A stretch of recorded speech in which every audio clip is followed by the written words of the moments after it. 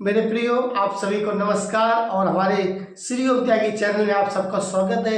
आज हम डिस्कस करने जा रहे हैं कि इस दुनिया में बहुत सारी किताबें हैं, इस दुनिया में बहुत सारे धर्म ग्रंथ हैं, लेकिन आज हम आप लोग के धर्म ग्रंथ के बारे में बता रहे हैं। मुझे नहीं पता आप लोगों ने सुना कि नहीं सुना, कि आप लोगों ने पढ़ा होगा। मुझे लगता है आप सब लोगों ने अलग अलग धर्मों के बारे में पढ़ा होगा, धर्म ग्रंथों के बारे में पढ़ा होगा, लेकिन हम आप सब लोग को आज धर्म ग्रंथ के बारे में बताने जा रहे हैं कि जैसे बहुत सारे हर एक धर्म की ग्रंथ है। जैसे हिंदू धर्म में रामायण है और बौद्ध धर्म भगवत गीता है, बौद्ध धर्म में भी उनकी अपनी धर्म ग्रंथ है, मुसलमानों की कुरान है और जैन लोगों की गुरु ग्रंथ साहिब है। इसलिए आइए हम बताना चाहते हैं कि एक और धर्म ग्रंथ के बारे में आज हम आप लोगों को बाइबल के बारे में बताना चाह रहे हैं।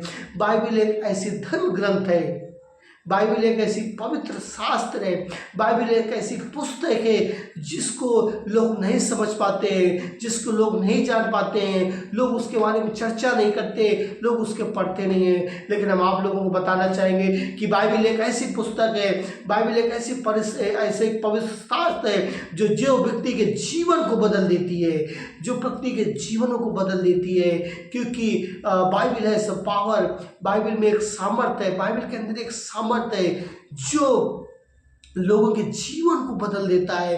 क्योंकि बहुत सारे लोग, हमारे विद्वान लोग हैं, बाइबल में जब पढ़ा तो उनका जीवन बदल गया। हमारे लोग को आपको बताना चाहेंगे, बाइबल में एक हमारे भारत के एक साधु हुआ करते थे, साधु सुंदर सिंह।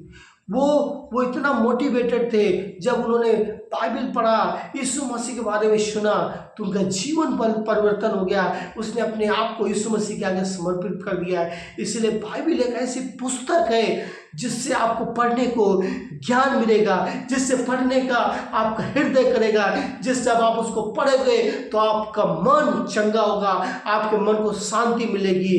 क्योंकि बाइबल एक ऐसी पुस्तक है जिसके अंदर दुनिया के हर एक प्रश्न का उत्तर है। इसलिए बाइबल में आप लोग कृपया पढ़िए, क्योंकि बाइबल एक ऐसी पुस्तक है जो हर एक के बारे में अगर हम उत्पत्ति शुरुआत से पढ़ेंगे तो बाइबल इसका वर्णन करती है, बाइबल इसको दर्शाती है कि इस पृथ्वी की सृष्टि कैसे हुई, इस पृथ्वी की सृष्टि किसने की, कितने समय पे की, ये बाइबल बताती है। और बाइबल एक और पुस्तक है जो प्रेम को दर्शाती है।